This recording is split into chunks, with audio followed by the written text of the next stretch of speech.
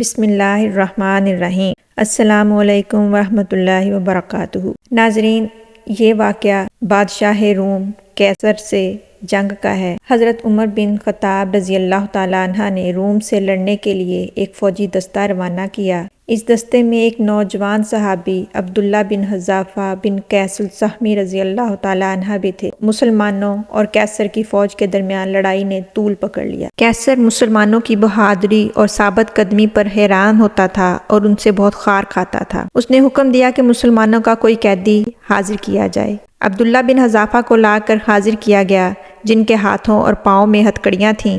قیصر نے ان سے بات چیت شروع کی تو ان کی ذہانت سے حیران رہ گیا۔ دونوں کے درمیان مکالمہ ہوا۔ قیصر نے کہا، نصرانیت قبول کر لو تو میں چھوڑ دوں گا۔ عبداللہ نے کہا کہ میں کسی صورت میں قبول نہیں کروں گا۔ قیصر نے پھر کہا، نصرانیت قبول کر لے، آدھی سلطنت تمہیں دے دوں گا۔ عبداللہ ثابت قدم رہے اور کہا، نہیں، میں یہ کبھی قبول نہیں کروں گا۔ قیصر نے پھر کہا، نصرانیت قبول کر لے، آدھی سلطنت دوں گا اور تمہیں حکمرانی میں شریک کروں گا۔ عبداللہ پھر بولے، نہیں، اللہ کی قسم، اگر تم مجھے اپنی پوری مملکت، اپنے آباء و اجداد کی مملکت، عرب و عجم کی حکومتیں بھی دے دو تو میں پلک جھپکنے کے برابر بھی اپنے دین سے منہ نہیں موڑوں گا۔ قیصر بہت غضبناک ہوا اور کہا، تجھے قتل کر دوں گا۔ عبداللہ نے کہا، مجھے قتل کر دے۔ قیصر نے حکم دیا کہ ان کو ایک ستون پر لٹکا کر ان کے آس پاس تیروں کی بوچھاڑ کر دی جائے تاکہ یہ ڈر کر عیسائیت کو قبول کر لیں۔ قیصر نے کہا کہ اس کو عیسائیت قبول کرنے اور موت کو گلے لگانے میں سے ایک بات کا اختیار دیا جائے۔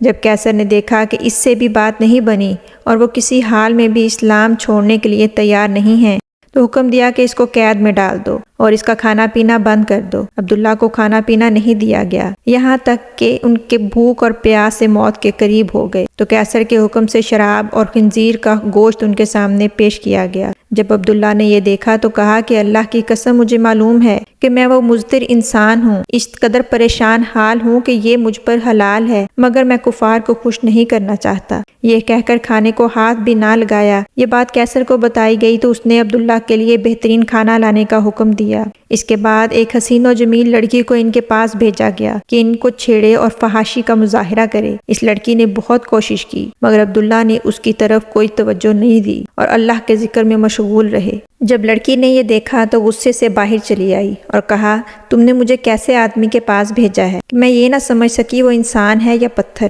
اللہ کی قسم، اس کو یہ بھی معلوم نہیں ہوا کہ میں مذکر ہوں یا مؤنث۔ جب قیصر کا ہر حربہ ناکام ہوا اور وہ عبداللہ کے بارے میں مایوس ہوا تو ایک پیتل کی دیگ منگوائی اور اس میں تیل ڈال کر خوب گرم کیا اور عبداللہ کو اس دیگ کے سامنے لایا۔ ایک دوسرے مسلمان قیدی کو زنجیروں سے باندھ کر لایا گیا اور ان کو اٹھا کر اس ابلتے تیل میں ڈالا گیا، جن کی ایک چیخ نکلی اور دیکھتے ہی دیکھتے ان کی ہڈیاں الگ ہو گئیں اور تیل کے اوپر تیرنے لگیں۔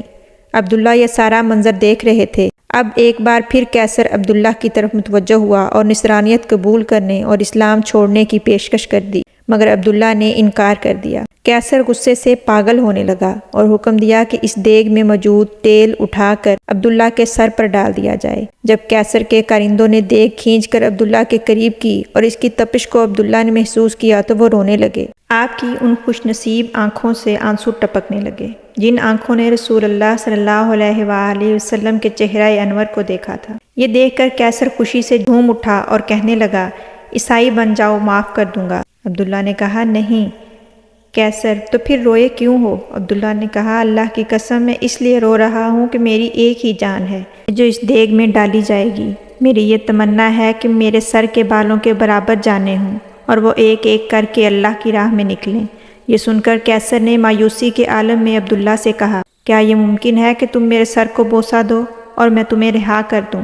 عبداللہ نے کہا، اگر میرے ساتھ تمام مسلمان قیدیوں کو رہا کرتے ہو تو میں تیرے سر کو بوسہ دینے کے لیے بھی تیار ہوں۔ قیصر نے کہا، ٹھیک ہے۔ عبداللہ نے اپنے ساتھ دوسرے مسلمانوں کو رہا کرنے کے لیے اس کافر کے سر کو بوسہ دیا اور سارے مسلمان رہا کر دیے گئے۔ جب واپس عمر بن خطاب کے پاس پہنچے تو آپ کو یہ واقعہ بتایا گیا تو عمر رضی اللہ تعالیٰ عنہ نے کہا، عبداللہ بن حذافہ کے سر کو بوسہ دینا ہر مسلمان پر ان کا حق ہے، اور خود اٹھے اور عبداللہ کے سر کو بوسہ دیا۔ ہم اس قابل تو نہیں، لیکن پھر بھی اللہ تعالیٰ سے التجا ہے کہ اللہ تعالیٰ ہمیں بھی ایسا ہی پکا اور سچا مسلمان اور عاشق رسول بننے کی توفیق عطا فرمائے اور ہمیں دین کی حالت پہ قائم رہنے کی توفیق دے۔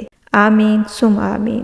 ناظرین، آج کی ویڈیو اگر آپ کو پسند آئی ہو تو اسے لائک کیجئے اور دوستوں کے ساتھ شیئر کیجئے اور میرے اس چینل کو سبسکرائب کیجئے۔ شکریہ۔